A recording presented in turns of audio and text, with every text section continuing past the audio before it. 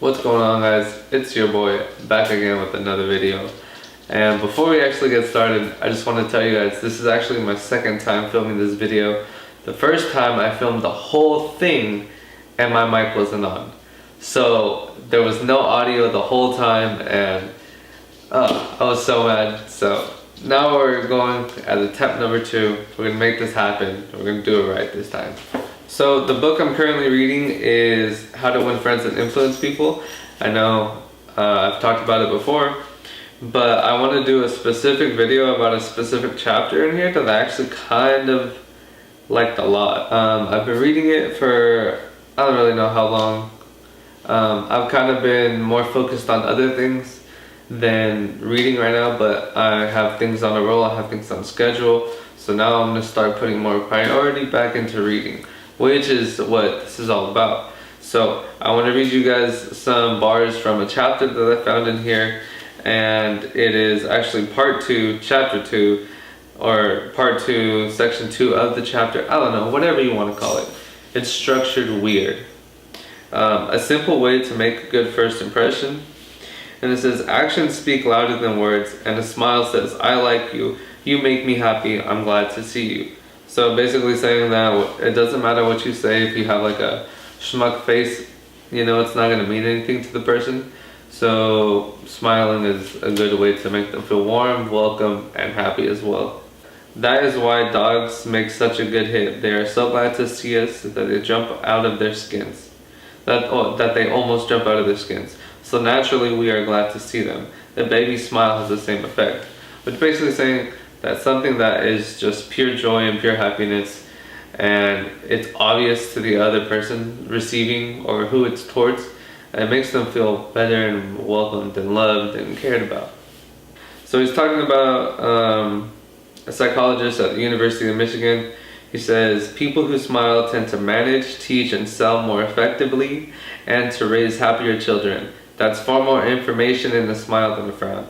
That's why encouragement is much more effective teaching device than punishment.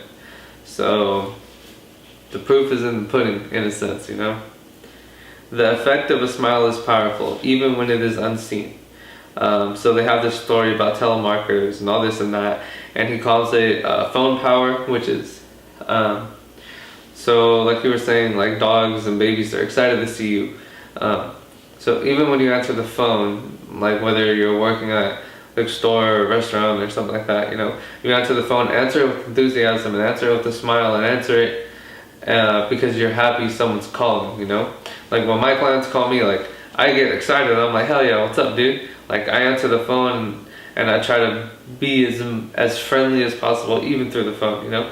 I know, like I said, we're never perfect. We always have our off days, but I try to implement that as much as I can. And reading it in this book is actually like so much more solid proof that, hey, you know, things like this will work. It's just we have to trial and error and test things out, you know.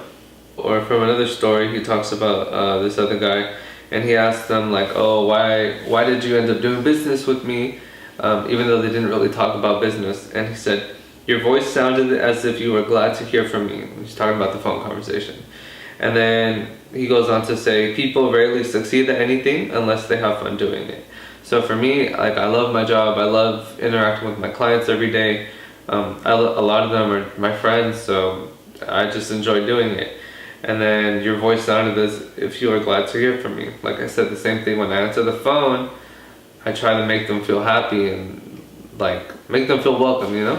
Like I'm a friend, not just like, hello, what's up? Oh, who's this again? You know what I mean? I try to save everyone's conversation, call them by name. That's another big thing.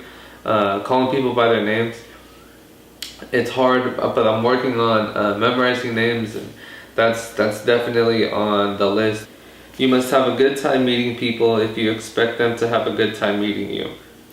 So just be happy, and it's kind of like just be a happy, joyful energy walking around, meeting new people. And it'll make them feel, if you feel happy and you have fun doing it, they're going to sense that, and then that's going to make them feel more welcome to actually talk to you, you know? Everyone in the world is seeking happiness, and there is one sure way to find it. That is by controlling your thoughts. Happiness does not depend on outward conditions. It depends on inner conditions. So working on yourself again, and trying to be a better person. The way you look at the situation is also part of your mindset, which also becomes your thoughts, your mindset, your thoughts, your opinions, all that stuff. It's all mental, and you all have to work on it and like actually want to better yourself. So I think that's what a lot of these books have taught me too. It's a lot of people don't want to work on themselves. A lot of people are too busy trying to live their own lives, when it's like, take a step back, look at the bigger picture, analyze, figure out a strategy on what you want to do, how to do it, and put it into play, trial and error, and do it again. And I feel like that's what I'm doing. I don't want to be normal. I want to be different, you know what I'm saying? Smokey's eating food. I'm pretty sure you can hear him. But yeah, there's no good or bad situation. It's all just about how you see it and how you think towards it, you know? It's all mindset. Abe Lincoln once remarked that most folk are about as happy as they make up their minds to be. So again, it doesn't matter what situation you're in or where you're from. The key to happiness and success is held within your mind, and you just have to figure out how to unlock it. And I feel like these books, what I'm trying to tell you guys, man, these books it's a gateway to happiness. It's a gateway to the other side. I feel like once you change your mindset, you can never go back. And I'm kind of glad I can never imagine myself spending money on eating out every day anymore, you know, or like buying alcohol every weekend, or doing other things like that. Like once you see it, you're like, nah, fuck that. I'm cool. Stay away from it as much as possible. So, a man without a smiling face must not open a shop. If you're not ready to greet people and to be happy about what you're doing, where you're at, you shouldn't be doing it. Your smile is the message of your goodwill. Your smile brightens the lives of others who see it. To someone who has seen a dozen people frown, scroll, or turn their face away, your smile is like the sun breaking through the clouds, especially when that someone is under pressure from his bosses, his customers, his teachers, or parents or children. A smile can help him realize that all is not hopeless, that there is joy in the world. I like that one. Alright guys, so that's it for this video. That was How to Win Friends and Influence People, Part 2, 6 Ways to Make People Like You, Chapter 2, A Simple Way to Make a Good First Impression. That's the smile. Hope you guys enjoyed this video. I hope you guys found some sort of value in the words that I spoke. I hope you guys go out and actually buy this book and give it a read for yourself.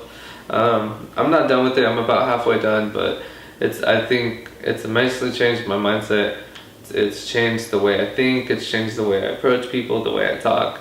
It's changed my everyday life because we talk every day and we interact with people every day. And why wouldn't you want to learn how to get good at that? You know, like that's what I do for a living. I talk to people all day. I sell myself all day long. Invest in yourself. Invest in speaking. Invest in just being in a happier state of mind and on a different wavelength. You know what I'm saying? So that's it for this video, guys. Don't forget to like, comment, share, and subscribe. Until then, I'll see you guys next time. Deuces.